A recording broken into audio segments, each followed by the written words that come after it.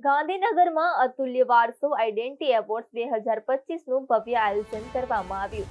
આ પ્રસંગે ગુજરાત સરકારના ભૂતપૂર્વ મુખ્ય સચિવ પી.કે. લહેરી તથા રાજ્યના નાયબ મુખ્ય પ્રધાન હર્ષ સંઘવી વિશેષ ઉપસ્થિત રહ્યા હતા. કાર્યક્રમમાં ગુજરાતના વારસા અને કલાને ઉજાગર કરનારા 8 થી 84 વર્ષના લોકો હાજર રહ્યા હતા. હર્ષ સંઘવીએ જણાવ્યું કે હું લેખકો, યોદ્ધાઓ અને આર્ટિકેટ તરીકે કરતા તમામ લોકોને અભિનંદન આપું છું. અમે યુવાનોને વડનગરના ઐતિહાસિક શેરીઓમાં લઈ જઈએ છીએ અને તેમને મોડલ ટેકનોલોજી સાથે જોડીએ છીએ.